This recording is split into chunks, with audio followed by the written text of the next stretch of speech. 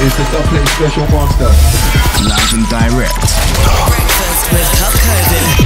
Trickstar Radio. What's happening, people, and once again, welcome back to Breakfast with Kxvu here on Trickstar Radio as we jump into another edition of the Interview Hour. I'm very excited to get into today's conversation. I promised you last week that we're going to be getting into some wicked international conversations. Obviously, with this show, we love to promote and showcase fantastic international flavour, and today we are joined by an artist who is doing just that. Man like D12 joins us on the line. How are you doing, sir? I'm good. I'm doing pretty good. How are you, sir? I'm good, bro. I'm good. It's great to get you on the line. Again, I love doing these international conversations, getting into sort of like the discussions about what's going on with the sort of music you're working on and things like that. First of all, just how have things been for the last few months for yourself music-wise? Because obviously there's been a big remix, which we'll dive into and talk about in a little while. But just in general, musically, have you been working on a lot? Yeah, I'm working on a lot. I'm supposed to be dropping an album this coming first quarter in February.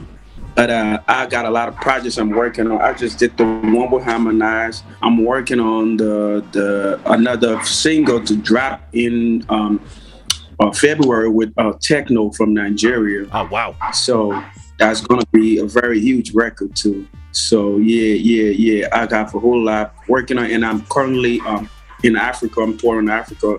You know, I'm based in the US, so I just came down to Africa to do a couple of promotions, and then media tours, and doing a couple of events out here.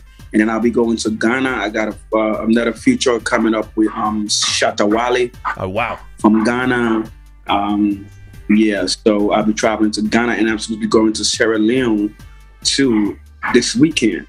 So it's a lot going on here. I'm out here working, and at the same time promoting the record with Harmonize too as well. Amazing, man, amazing. I mean, kind of looking through that, you've mentioned a lot of big names there, and I really want to dive into those because it's really exciting news to kind of hear these collaborations going on. But obviously, the thing that kind of brought your sound to my attention was obviously this remix that's happened with Harmonize. So I've done my digging, I've gone back and looked. Obviously, the original record came out earlier in 2021. How was the response when the original version just came around? Because it looked like it did really well. Yeah, it did pretty well when it came out. But it wasn't one of the songs that I actually promoted, okay. You know. So, but I just put that out. It was nominated for one of the songs of the year in my country, in Liberia. But then I happened to, when I was performing at the One Africa Music Festival in New York, this gone October last year, I was fortunate to get in contact with Harmonize, and we were supposed to work on a collaboration together, and then we met in the studio. I played a couple of tracks, and then when I played my way song, he said he loved that one. That's the one he wants to get on. So I'm like, cool, I will just do the remix to that one, and you know, and then that's how the remix came out. I did the remix, and he killed it. Yeah, he killed it, and the rest is history. I mean, yeah, obviously it's doing fantastically well as well. Obviously, the response seems to have been crazy. I was going to say, in comparison to kind of the original record, which, as you said, didn't get the same sort of level of promotion, how are you finding it this time around? Obviously, revisiting the tune, but with, again, an international presence like Harmonize involved. Come again. How are you finding the approach to the promotion on this remix? Because it seems like it's blowing up everywhere, especially with dual international audience going on. Yeah. It was just me first, you know, and it did pretty well. But then when Harmonize, you know, Harmonize is huge too. He got a lot of fans out there, and then it's if you listen to the original song, I did not play solo guitar, like a guitar in it. The original, I didn't play the guitar. I just played the guitar to just have the more East African and international, you know, appeal to it. And then what you call him, Harmonize to being a very popular artist to his fans, and everybody gravitated to the record. And I felt it was a huge impact to the record too. But I'm glad to hear that the song is doing well internationally though.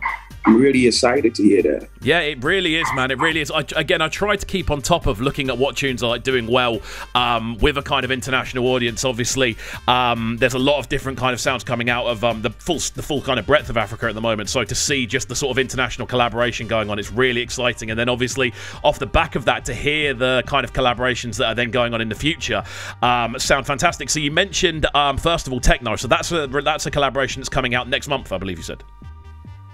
Yeah, next month. Yeah, this song is already done. When I get back to the States, we should be shooting the video when I get back on the 20th. So once the video is done, it's gonna be out by next month or by the end of this month. Like, it depends when the video is done, because I don't want to waste no time.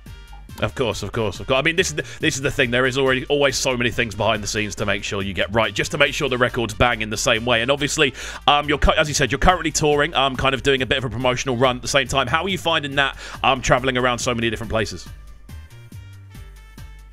It's been always just what I always do. I mean, since I've been an artist, traveling sometimes it gets overwhelming, but I'm already used to it. I've been like traveling pretty much from the beginning of last year. I was on tour. I was in Australia.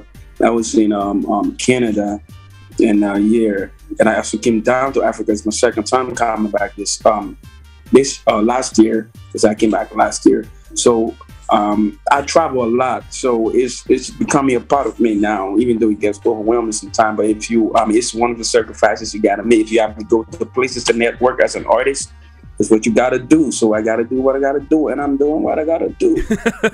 It's definitely, man, definitely. And it's so exciting kind of hearing that it's going well as well. And obviously off the back of this new single, I can imagine there's almost like a new lease, an additional kind of lease of life to it all. It seems like everything seems to be going in the right direction. Obviously, you've spoken about this Tekno single up next. What's the sort of rest of 2022 looking like for yourself? Because I can imagine there's some wicked plans on the way, and it must be an exciting time. Yeah, there's a lot coming up in 2022. Those tours coming up, and there's the Afro Nation in Puerto Rico too, is supposed to be going to, and it's a whole lot for 2022. And there's some of them haven't been. It's going to be unfolding along the wayside as we go through 2022. But I already got the plan that I'm trying to like make sure I branch out everywhere in the world to get my music, like on the mainstream platforms, that I'll be able to like internationally be recognized and be able to tour everywhere in the world, come over to the UK, other places, just to perform. So 2022 is pretty much looking good for me as I see it, and I'm praying it gets better. It's get better and better. As we are working, I'm really putting the necessary work that is needed, to get the attention that I'm looking for. Definitely, man. I think you're going about it the right way. Obviously, kind of moving around a lot of different places. Again, the international collaborations are always such a fantastic way of doing that as well, kind of opening up to different kind of audiences and really, really spreading the sound. It's definitely working, and it's wicked to see. You also spoke very briefly about a collaboration with Shatta as well, which is another huge one. How did that first come together? When I was in Canada, I was doing a show in Canada, and I came in contact with one of Shatta Wale's godfathers and stuff. He like, oh man, I'm trying to bring you down here. I want you and Shatta to do a concert together out here in Ontario, Canada. I said, all right, cool. He said, but the first thing I want y'all to do is to get a collaboration working. And then he connected me with Shatta, sent a couple of my works. Shatta listened to it. He said, well, I like it. He called me back right away, sent me a video. He said, like, I'm ready. Let's do the collaboration. Come down to Ghana and let's do it. So, yeah. So that's how it came into play. I mean, because I've been networking everywhere I go. Amazing, man, amazing. This is the thing. I think the sort of element of collaboration in modern music is something that very much gets undersung. I feel it's such an important part of networking and also creating new things and becoming inspired as well. Like with yourself, like who? It's a question I love to ask people, especially when we're doing these international kind of conversations. Like, who do you look to kind of for inspiration?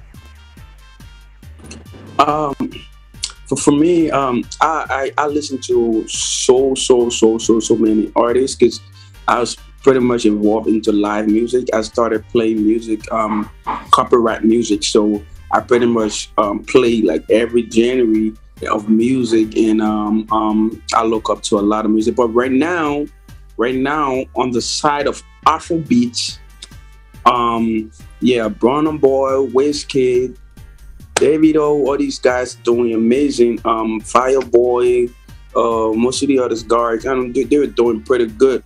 So I pretty much tap into every sound, and to like get my inspiration. Amazing. I mean, this is the thing. Listening through it and just listening to the different artists you can. It's always exciting to kind of see where people kind of gravitate towards. That's something I always really like discussing on this show. So obviously you've mentioned a couple of festival bookings and things like that. Where is the next kind of performance where people are going to be able to see you? Come again? Where's the next performance people are going to be able to see you perform live at? Oh, the next performance is gonna be in the U.S.